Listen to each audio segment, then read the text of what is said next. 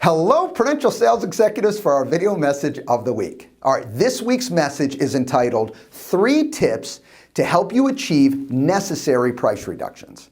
All right, we've talked lately about listings coming up, and that's great. More and more listings are hitting the market. What we want to make sure is not only are we taking more listings, but they're saleable listings, and that's what today's message is all about. All right, let's get started. First, I want you to focus yourself on setting the proper expectations right up front. I already know there's agents out there working with the public that will tell them exactly what they want to hear. They tell them that their property's worth X, the seller does, the sales executive will agree with that regardless that it's well over value. I already know that. But still, I want you to keep in mind that you have to set those proper expectations.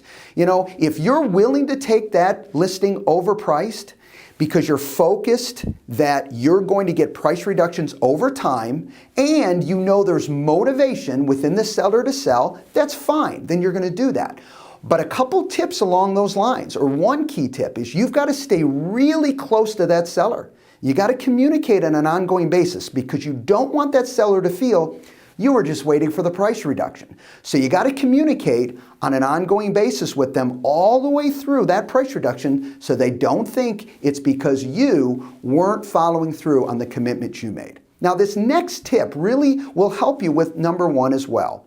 And that is, I want you to count the number of showings you have on a weekly basis. First of all, you should be communicating with that seller once a week, asking them, how did it go this week? How many showings did we have?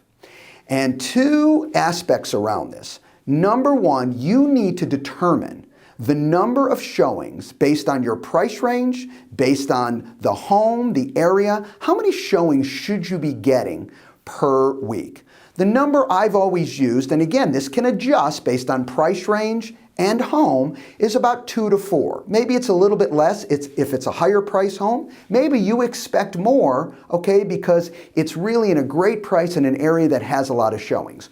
Whatever that number is, you need to use that as a barometer. Let's say for this example, it's 2 to 4 showings. And you call your seller and there was no showings that week. I need you to be more upset than ever the seller could be. You want to be really frustrated. Don't wait for the seller to be upset about that. You're upset about that. Why? Because no showings doesn't happen on your property. And that is a clear sign that the price is too high. It's one thing that someone comes into the home and doesn't like it. It's another thing where they don't even show up. They don't even look at it because it's out of their price range based on that market area. When you gauge how many showings, it gives you a true barometer, a number that you can build your presentation around. So when you have those 0 showings, you can say, Mr. and Mrs. Johnson, we need to meet. I have a presentation at 4, would 6 o'clock work for you that we can get together and really discuss what's going on? Because no showings is not okay, and it doesn't happen on my properties. All right, number 3. Third tip is I want you to always position the agent and the seller against the market. Sometimes we fall into a trap where we position the agent and the market against the seller because we feel we've got to explain to the seller what's really going on out there, and that's a mistake.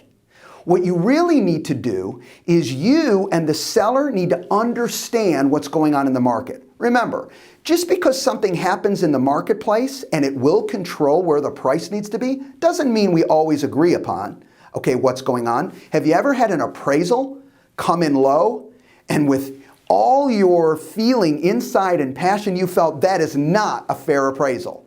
This is not a good value on this property. But you had to deal with those situations, maybe specifically if you couldn't get a reconsideration. So just because something happens in the market doesn't mean you have to agree with it. So the overall message here is always position you on the seller's side. And regardless of what's going on in the marketplace, be frustrated in many ways. Have empathy for that seller, that their property is nicer, has more amenities, really should go for more, even though sometimes, based on the market pricing, it won't. Have a great week, everybody, and we'll talk to you soon. Bye-bye.